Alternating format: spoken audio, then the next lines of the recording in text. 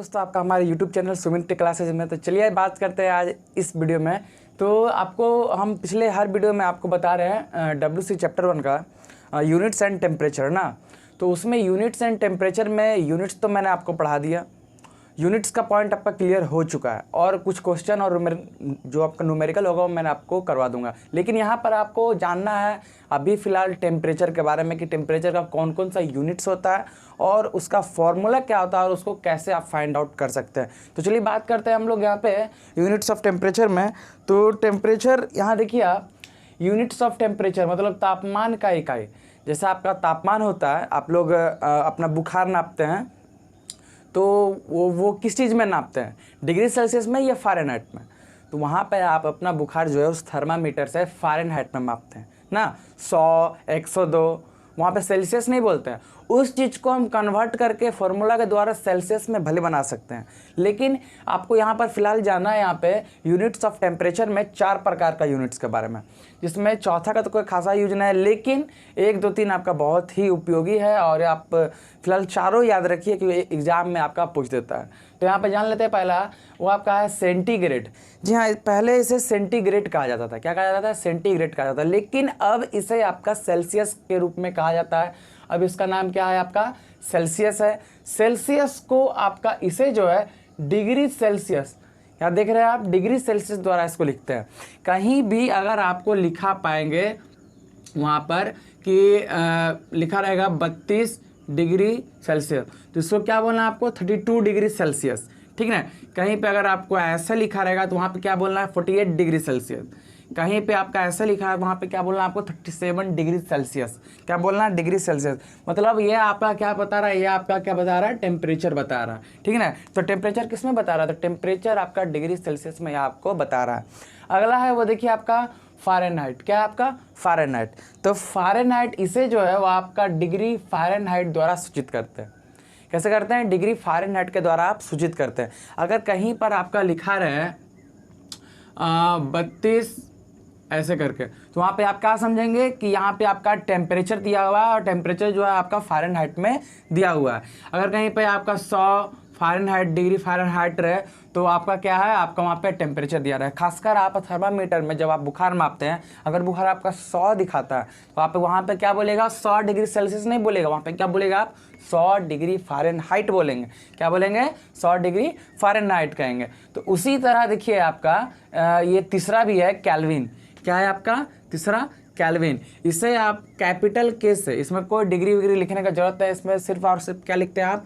Kelvin. आप capital के से इसको इंडिकेट करते हैं। कहीं पे लिखा रहेगा K = 273, तो वहाँ पर आपका जो है टेम्परेचर दिया हुआ है। तो टेम्परेचर किस चीज़ में दिया हुआ है? आपका केल्विन में दिया हुआ है।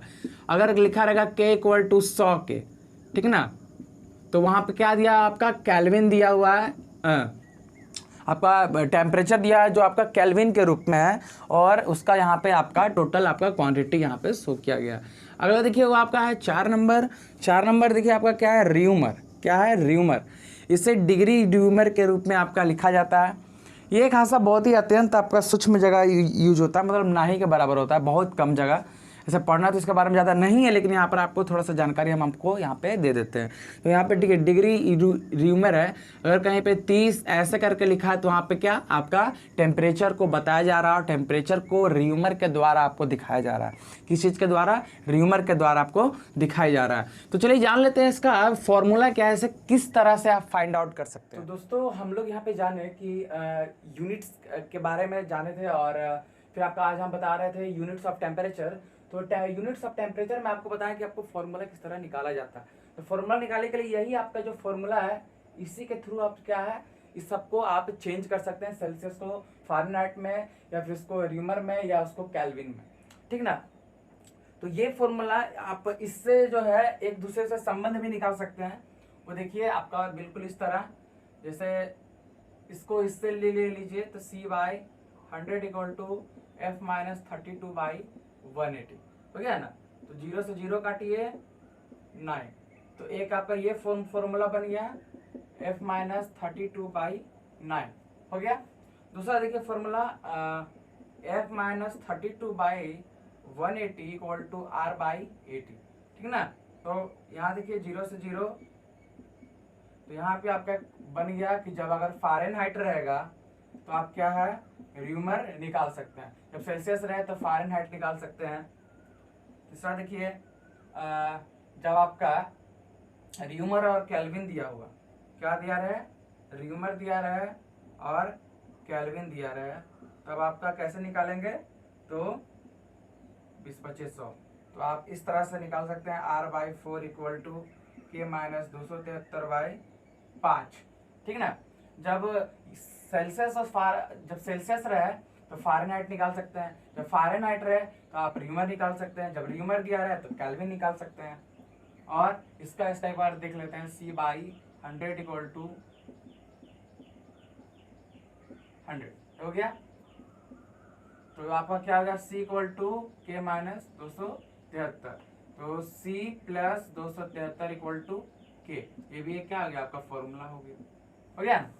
हाँ, केल्विन आपका कम निकलेगा, जितना आपका डिग्री सेल्सियस दिया रहा है उसमें आप क्या कर दीजिए, इतना ऐड कर दीजिए 273, तो क्या होगा आपका केल्विन निकल जाएगा।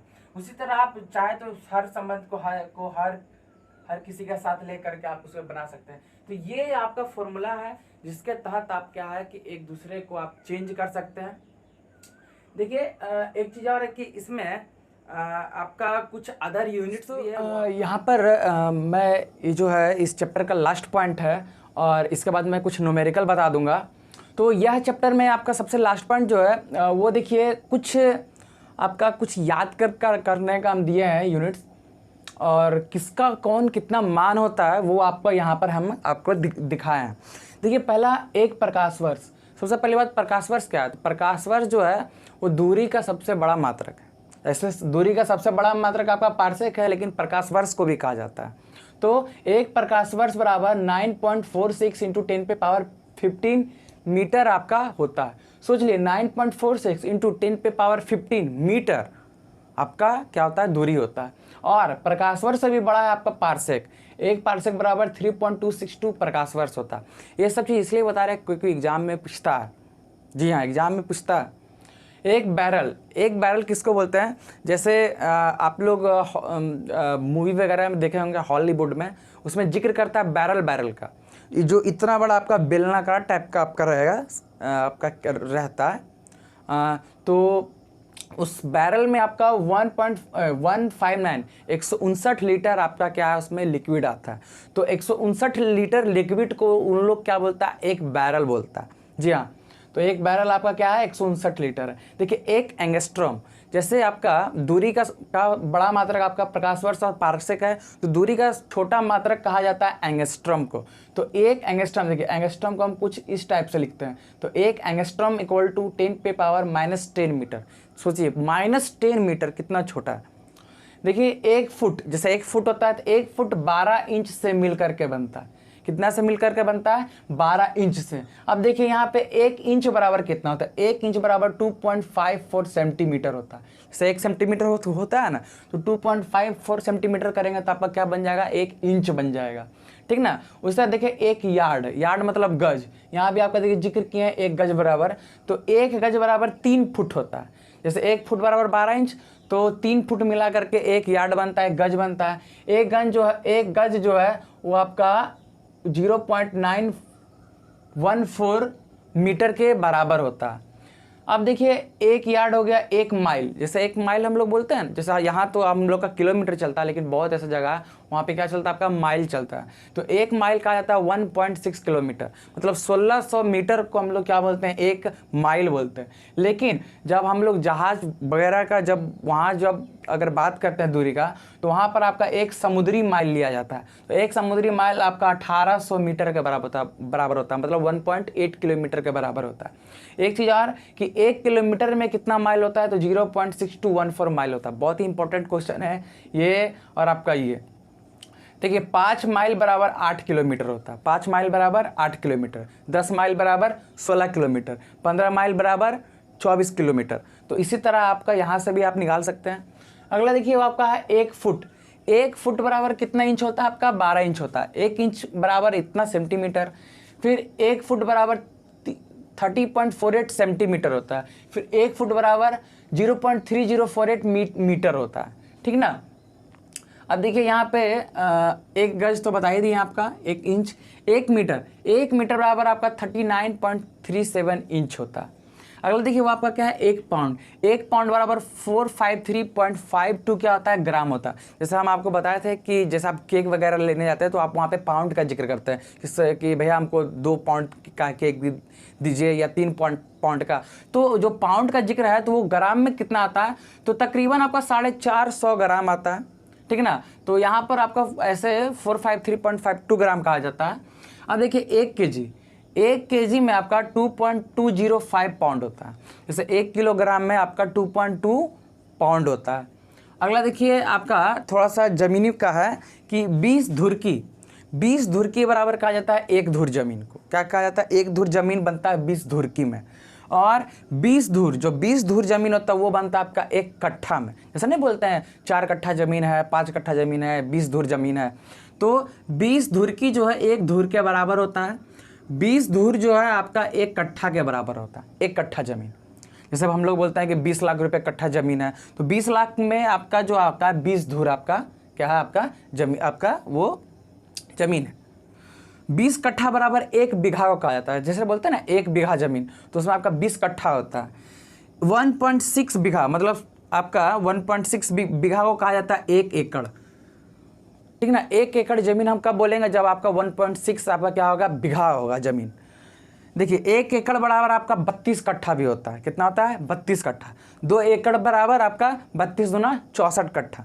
तो ये था आपका कुछ जो इस चैप्टर में आपको याद करना था, क्योंकि इससे आपका क्वेश्चन पूछ देता है।